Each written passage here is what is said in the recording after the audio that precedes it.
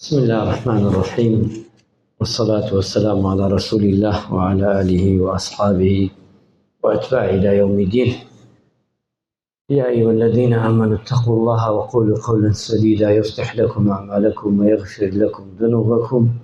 ومن يطع الله ورسوله فقد فاز فوزا عظيما. أما بعد، السلام عليكم السلام عليكم ورحمة الله. خواهی گەورە عیبادەتمان لێ قبول کە ئەم شەو بە پشتیوانی پەروەردگار شەوی 21ە، شەوە تاکەکانە، شەوە پیرۆزەکانە. ئینسان ئەم شەوانە بتوانێت فرسەتە ئەڕوا و دووبارە لەوەیە نەبێتەوە، إلا اللهم مەگە خواهی گەورە لە هیلمان نووسێتی. خواهی گەورە لە تەمەنمان ئەگەر باقی بدا و بگەینە ساڵێکی تر، ئیلا ئەوەیە کە مەگە خواهی گەورە خۆی بزانێت. چونکە کاتەکان پیرۆزە، دانیشتوین بۆ ئەوەی خواهی گەورە لێمان خۆش بێ عیبادەت بکەین، و بۆ ئەوەی کە خواهی گەورە ئەم شەوە قەڵەمی عەفو بێتە سەر تاوان و خراپەکانمان و چاکەمان بۆ بنووسێ ئینشاءالله تعالی. خواهی گەورە لە هەر هەموومان ڕازی بێ ئینشاءالله تعالی. دوعای زۆر بکەن ئینشاءالله لەگەڵ نوێژەکانە و لەگەڵ زیکرەکانە و قورئان خوێندنەکە، و دوعای خێرش بۆ یەکتری بکەین هەموومان وشتمان ئینشاءالله تعالی. خواهی گەورە لە مردووی هەموو لایەکمان خۆش بێ. حەزم کرد لە پێشە معلومی جەنابتانە کە پێغەمبەری خوا صلی الله عليه وسلم أفرميت من قام ليلة القدر إيمانا واحتسابا غفر له ما تقدم من ذنبه. أم حديثة مشهورة، وحديثة المانشية من صام رمضان، وحديثة المانشية درباري تراويح. شكا أمس حديثة زور پیرۆزە زێکی سوال بخوای ئەمە توانی مانە دوانمان جێبەجێ کردووە کە ڕۆژۆکەیە سوپاس بۆخوا هاوردوومانە، و سوپاس بۆخوا دووەمش کە شەو نوێژەکەی هاوردوومانە، و سوپاس بۆخوا ئەوە تا ئەم شەو شتێتە قەدرە و دانیشتین. طبعاً لەیلەتە قەدر 1000 مانگ زۆرە بە عیبادەت، یعنی سە تۆ یەک ڕکات نوێژەکەی 1000 مانگ خوای گەورە نووسێ فڵانی کوڕی فڵان 1000 مانگ ئەو ڕکاتە نوێژەی کردووە، ئەو سوبحان اللهی کردووە، ئەو لا ئیلاهە ئیلڵڵاهی وتووە، ئەو جوزە قورئانەی خوێندووە. ئەگەر بتوانن لەم ئەوەی کە مەجالی هەیە، کاتی هەیە، هەوڵ بدە لەم دەشەوە هیچ نەبێ بخۆت. ئەگەر بتوانی حتا پێتەکرێ قورئان بخوێنە، حتا پێتەکرێ بتوانی ختمەیە بکەی لە دەم شەوا زۆر پیرۆزە. نەجاتی یەک ختمە خوای پەروەردگار ئەو دەمانگە بۆ ئەنووسێ کاچەرێ، یعنی ئەوەنە خێر قورئان خوای پەروەردگار بۆتە نووسێ. چونکە خێرەکانت بخە ئەم شەوانە، چاکەکان بخە ئەم شەوانە، هەموو شتەکانت بخە ئەم شەوانە.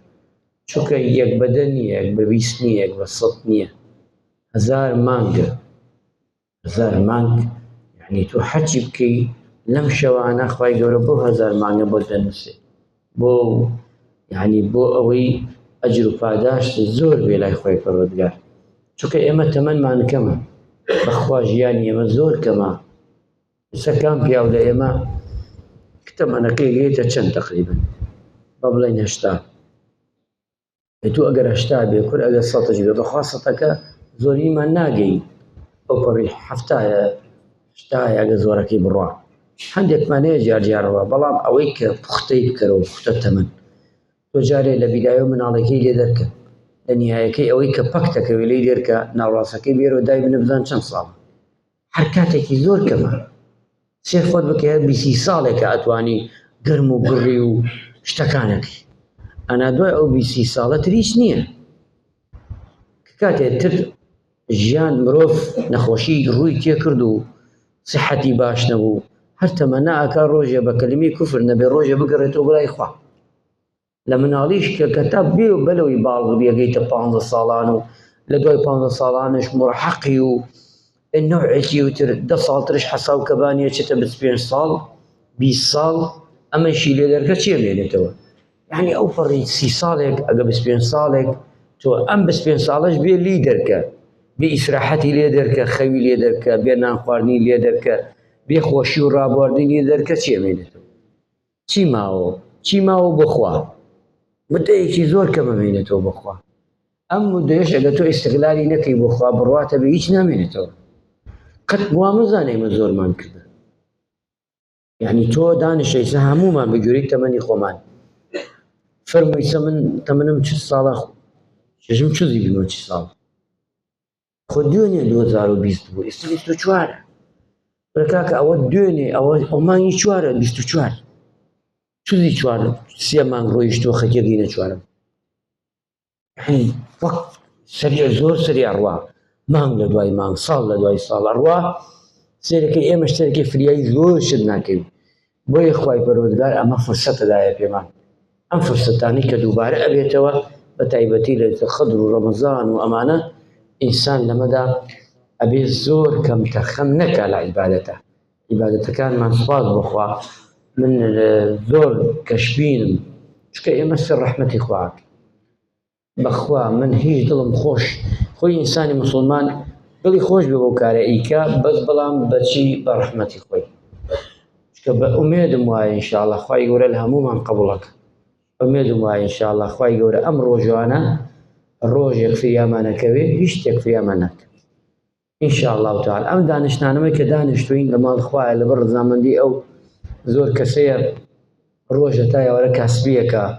سێرەکەی تەماشاکەی تێت شەو چاونەخوێنیەکە و ئەمێنێتەوە بەیانیاندێکی مۆزەفە هەر لەبەر ڕەزامەندی خواگیانە وەرە خەڵکی وامانەیە نەخۆشە دکتۆر پێی وتووە کاکە ڕۆژوو مەگرە ئەم دڵی نایەنە ئیگرێ بڕواتانە بێ شەخصی وایە ئێواران دێ سەیری خەڵکەکە ئەگری گریانی تێ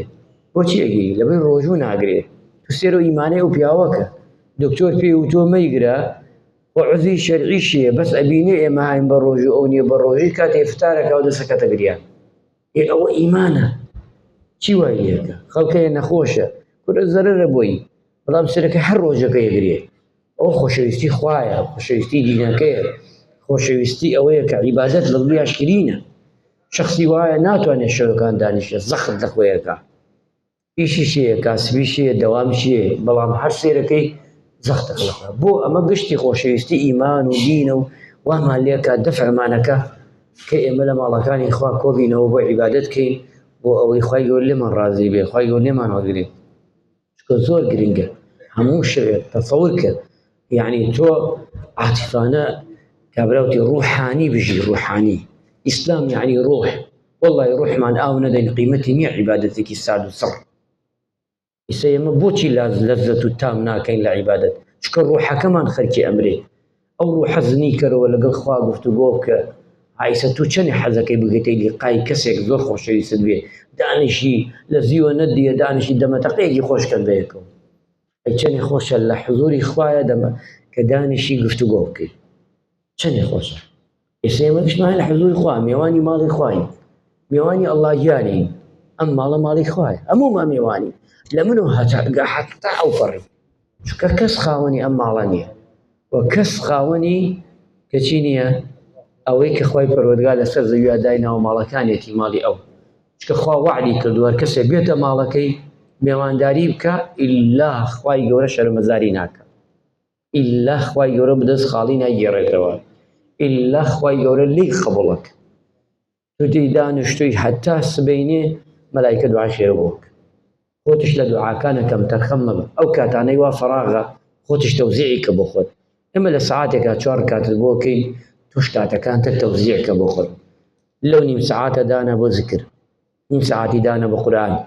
نیم سەعاتی دانە بۆ دوعا نیم سەعاتی دانە ئیتر بۆ هەمووی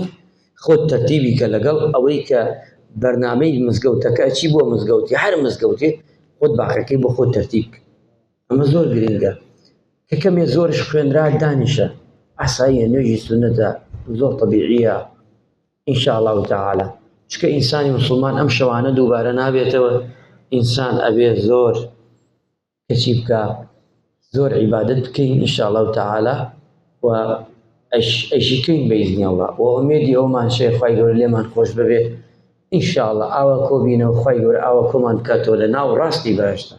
بەئیزنی ئەڵڵا گیان من ئومێدێکی زۆرم هەیە بە پەروەردگار بە تەکیدیش وایە چکە پێغەمبەری خوا عەلەیهی سەڵات وەسەلام ئەسحاب و یاوەران فەرموویان پێی وتی هەموو کەسێ بە ڕەحمەتی خوا ئەچێتە بەهەشتەوە فەرموویان ئەی پێغەمبەری خوا تۆ شتی بەڵ بەڵام خوای گەورە شتی بچووک گەورەیە لای وەک عەکسی بەشەریەتە. بەشەر شتی گەورە بچووکە لای خوای گەورە جەلە جەلالوه سیفەتی وانی شتی بچووک گەورەیە لای خوا قەت هیچ خێرێ بەکەم مەزانە یەک سوبحان اللهی بەکەم مەزانە یەک سەدەقەیەکی بچووک بەکەمی مەزانە هەموو شتەکان چکە ئینسانی موسڵمان ئێمە پێویستمان بەمەیە پێویستمان ئەمڕۆ بەمەیە ئەمە ڕوحی یەکتری ئاوەدەین کە ڕوحی یەکتریمان ئاودا هانمانەدا بۆ عیبادەت هانمانەدا بۆی خوای گەورە زیاتر خوامان خۆش بوێ پێغەمبەرمان خۆش بوێ موسڵمانانمان خۆش بوێ وامان لێ ئەکا هەموومان زیاتر لەزەت وەرگین لەو عیبادەت ئومێدەوارم لە پەروەردگار خوای گەورە عیبادەتمان لێ قبوڵ بکە خوای گەورە قەدرمان لێ مبارەک بکە و لێمان وەرگێ کە شەوی 21 خوای گەورە ئومێدەوارم لە پەروەردگار بە دیداری خۆشەویستەکەی شادمان بکە و بە دیداری خۆیشی لە بەهەشتا کۆمان بکاتەوە ئینشاءالله تعالی لە مردوەکانمان خۆش ببێ و ڕەحم بە نەخۆشەکانمان بکە و ڕەحم بە گەورەمان بکە بچووکمان بکە پیاومان بکە ژنمان بکە گەنجەکانمان بکە و هەموویان وەخوای گەورە لە هەموو لایەکمان خۆش بێ ئیسلاحی مناڵەکانمان بکە وەخوای پەروەردگار ئەوەی کە زۆڕیەت و مناڵی نییە مناڵی چاک و باش و ساڵح بکاتە نەسیبی خوای گەورە کار ئاسان بکە بۆ گەنجەکانمان ئەوی زەواجی نەکردو زەواج بکە وەک کار ئاسان بکە ئەوانەی نەخۆشن خوای پەروەردگار شفایان بدا ئەوەی قەرزارە خوا قەرزارەکەی بۆ پڕ بکاتەوە هەر داوایەکی هەیە خوای گەورە لێی وەربگرێ وەخوای گەورە پێی بدا ئینشاءالله لە چاکە و لە خراپە و هەموومانش لە خراپە لا بدا وەخوای گەورە ژیانمان بۆ خۆش بکە ژیانمان بۆ باش بکە ئەوەی باشی بۆمان خوا باشی بۆ بکە ئەوەی خراپەیە خوای گەورە هیدایەتی بدا و ئەگەر قابلی هیدایەتە ئەگەر قابلی هیدایەتش نییە پەروەردگار کۆنی مسلمانانی بکاتەوە بێەوەی خوای گەورە ڕەحم لە منە و لێوەش بکە وصلی الله علی محەممەد وعلى آله وصحبه